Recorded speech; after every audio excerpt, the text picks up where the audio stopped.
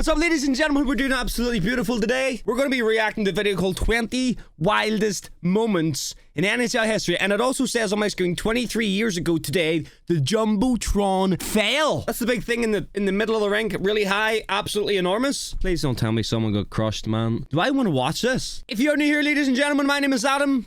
Great to meet you. Let's do this. And at number 20, Patrick Roy forgot he was supposed to be the goaltender. I'm sorry, what's his name? No way. Wait a minute. At number 20, Patrick Roy. Oh, no, you guys did tell me. Oh, I was pronouncing this guy's name as Roy for like years, wasn't I? But that doesn't... What? Wait a minute, wasn't that someone else? That says Roy. Forgot he was supposed to be the goaltender. How the hell he Oh, here we go. Patrick, look at this. What is this? Oh, yes, I've seen this, man. A crazy bastard. Wait, isn't he? He can't go by. Yeah. He doesn't know where he is. My man just wanted to hit the clip of the century. Look at that. Failing through the defense isn't the only crazy thing NHL goalies have done. Yo. At number 19, these two goalies took their beef to a whole new level when they started throwing hands in the middle of the game. Like, what is going on?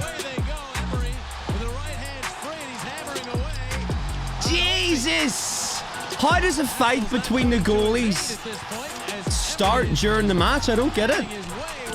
Like, are they at the fucking opposite end of the ring just throwing abuse? He got his ass whooped. Now I know why he had to leave Washington. I'd be mad too if I got humiliated like that in front of my own fans. Yep. But not as mad as this coach at number 18. You know, some coaches get pretty angry when their team sucks. True. But I've never seen any coach start throwing stuff onto the ice. I mean, except this one time. The New Jersey Devils coach got so mad, he threw a whole bench onto the ice. It's a penalty. What are you doing? What is he thinking? Oh, my. Oh, boy. What? Through his head. And of course, doing all that got him fired. But nothing Why would gets you more fired up than the weirdest Stanley Cup winning goal of all time. It was Game 6 of the 2010 Stanley Cup Finals between Chicago Blackhawks and Philadelphia Flyers. Chicago was leading the series 3-2 and were one win away from winning the cup. The game went into overtime, where the best American-born player ever, Patrick Kane, stepped up. Harry Kane!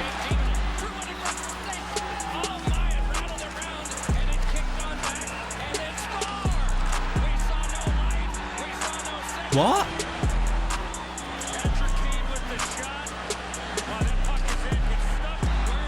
Oh my god, it got stuck at the top. That's crazy. Kane was the only one who knew it was a goal. The whole... Yo, okay, wait a minute.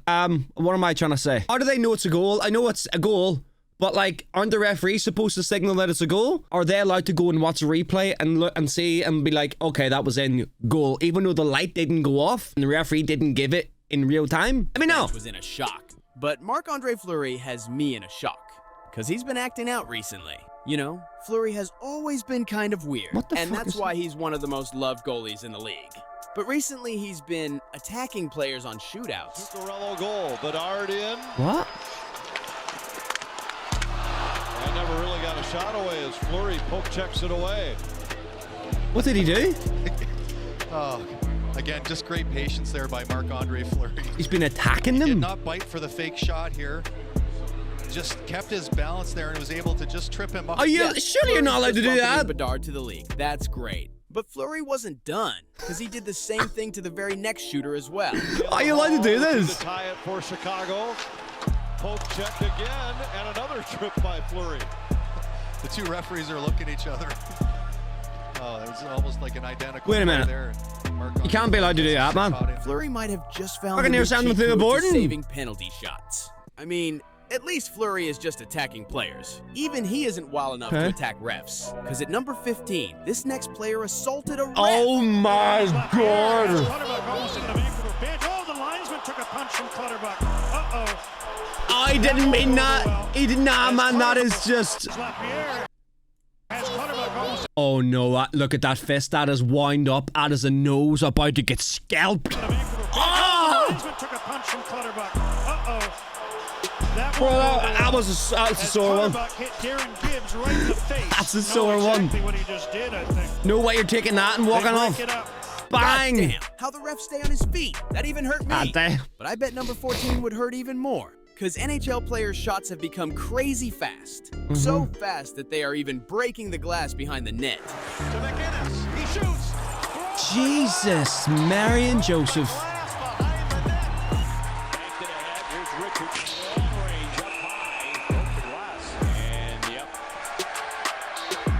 What happens if the glass does shatter? Like, do you just play on even though there's a massive hole there where the glass used to be? Like, what happens now? Do they have another pane of window they can just... Good God. Damn, my man almost gave the announcer a stroke with that laser. That's wild, but not as wild as the Flyers mascot. Yeah, this guy. Because he is for sure. He didn't just throw his phone. His mascot. Yeah, this guy. Oh, he didn't. Because he is for sure the craziest mascot in the NHL. When he's not streaking in the middle of the game. What the fuck? He's spending his time bullying children. Or, I don't know, fighting goalies? Here comes some more goalies. Comes some goalies. Ready to look at the other end. I think they're outnumbered, buddy. Here they come. The posse is here. What is going on? Yeah, man, I told you. He's crazy.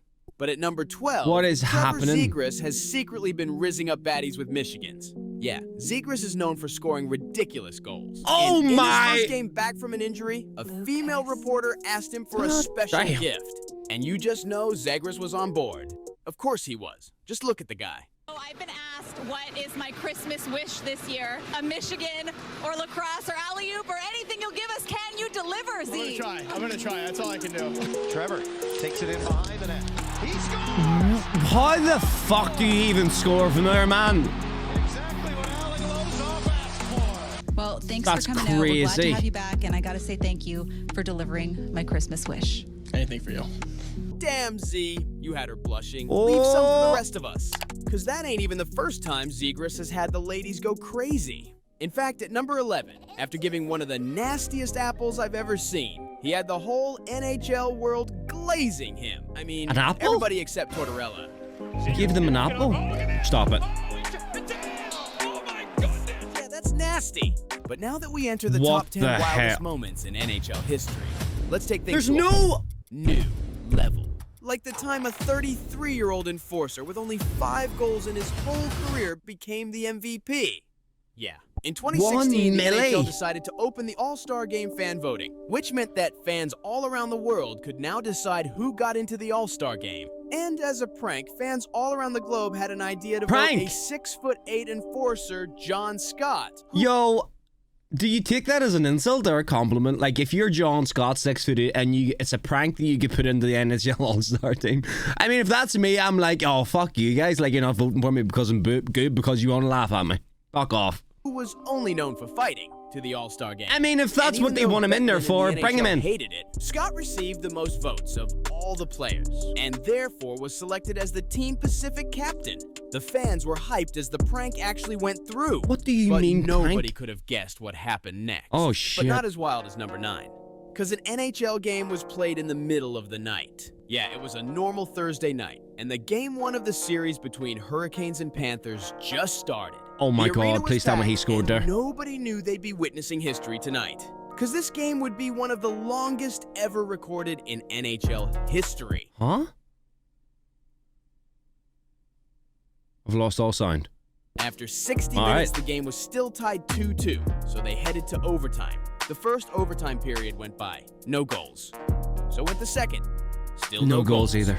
And the same Jesus Christ. story Oh, continued wait. throughout the third overtime I don't as well. understand. That's a great These head of fans hair. were literally sleeping in their seats. I don't Nobody understand. just couldn't find the back of the net. And when there was a minute left in the fourth overtime, everybody started to think that the game would never end. But then, a mouthguard chewing kid rose from the shadows and ended the game with 12 seconds left in the fourth overtime. Wait, how many overtimes can there be? There's obviously the 3 normal periods, and then overtime. Isn't overtime score goal and you win?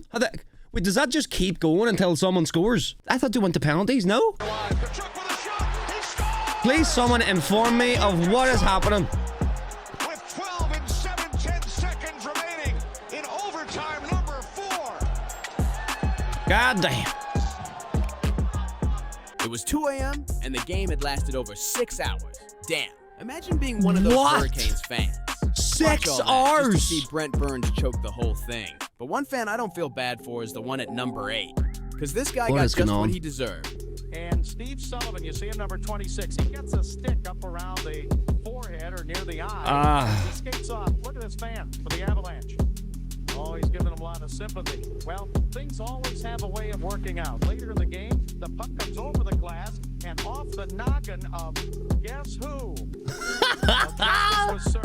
Hey, karma will get you, you little bitch. Man, that's hilarious. The fan got hit right in the face. Love it.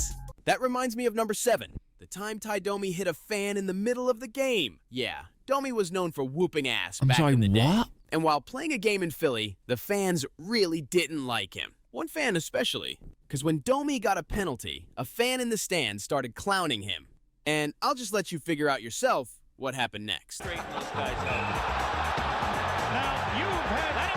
Let him into the box! Whoa! Watch the lawsuit, Ty. Watch the lawsuit. What's the what? The shit? A player fighting a fan in the middle of the game. Man, it can't get much wilder than that. Or maybe it can. Because at number 6, bro, a referee scored a goal with his dick. He scored some short-handed goals. I'm sorry, hold on. Oh! Deflection of the net! And Peel is down, still on one knee. The referee's just scored a goal with his dick. I've never heard that sentence before in my life. Ever. Damn, usually I hate NHL refs, but this one is a legend. And now that we close in the 5 wildest moments in NHL history, you should do as Matthews does and subscribe to the channel. All right. I'll give you 2 seconds. Okay, time is up. At number 5, the whole city of Vancouver almost burned down because of a hockey game. As we all know, Vancouver is a hockey town. But despite that, the Canucks have always sucked and have never won a cup. So in 2011, when the Canucks fought their way into Game 7 of the finals, the city of Vancouver were sure that this was their year to finally win the cup, until they got humiliated on their home ice, which led to the whole city going nuts. Now, seconds after the game ended, chaos began as rioters started overturning cars. Our crew did not see police anywhere in the beginning to stop it. Why? As the anger over the loss I hate this, man. I can't lie. I hate this. Fire to the overturned I understand there's like cars, sport, like passion about sport and stuff, and it can make you a bit angry. But this is too far, man. This reminds me of during the Euros in London, and it was just so bad, man. There's no need for it. Like, you're literally destroying your own town. Why would you do that? Quite a lot of broken glass, windows broken out of department stores and banks downtown. People are already starting to clean up though, and glass repair trucks. Yeah, that's crazy. But what's even crazier to me is that the Toronto Maple Leafs were able to lose a game to a 42-year-old Zamboni driver. Oh my goodness, I remember this. Hurricanes and Maple Leafs, wasn't Carolina's both goalies got injured. When was this? Meaning that the only possible solution to continue the game was for Toronto's 42-year-old Zamboni driver, David Ayres, to jump into Carolina's net. And a bloody legend. We have word that Dave Ayres, 42 years of age, emergency support goaltender. Let's go, Dave! According to the reports, the highest level of hockey he has played is Junior B, which is a step below Junior A, which is a step below Major Junior. Ayres out to play it. He'll move it. What an absolute... Didn't he do well? I feel like he conceded a couple. Pass a chance. Ayres said no. But I feel like he done really well. Did he get, like, player of the match or something? What a save. Here's Clifford.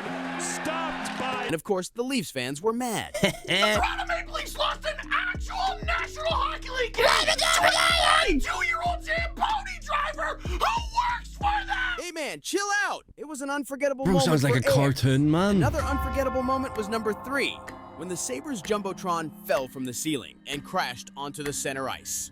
It was a game day in Buffalo between the Sabres and Bruins. Surely this isn't during a match. Their morning skates. A cable snapped on the 40,000-pound scoreboard, sending it flying straight to the ice. Luckily, nobody was on the center ice at the time and wasn't hurt. Buffalo was forced to play the next 2 weeks without a Jumbotron before getting it replaced with a new one. But that isn't even the only crazy thing happening in Buffalo. That's wild. I mean, at number 2, the Sabres literally drafted a player that didn't exist. The Sabres front office were tired of the draft being so long. I mean, that's not good. These guys decided to troll everyone. He's not going to have a good season. Japanese player Taro Chusimoto as their 11th round pick. It was excruciating. I can't stand this anymore. And I said, why don't we draft somebody that doesn't exist? That'll drive me crazy. Chusimoto. Well, no one ever heard of him. Of course. We vowed then not to tell anybody that it was a joke. Man, I would have wanted to see that What's draft the point? with my own eyes. But something you definitely want to see. What's the actual point in that? Comeback in NHL history at number 1. What benefits is that? Has he missed? Oh, at least I thought he was gonna. Have they just scored? I'm sorry, he needs to. I hope he retired after that. History at number 1.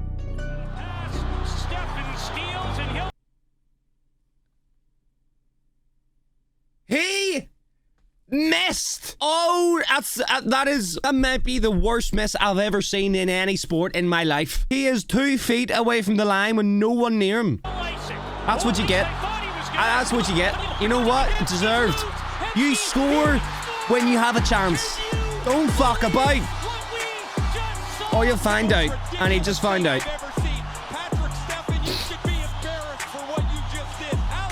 Oh my goodness, that's crazy.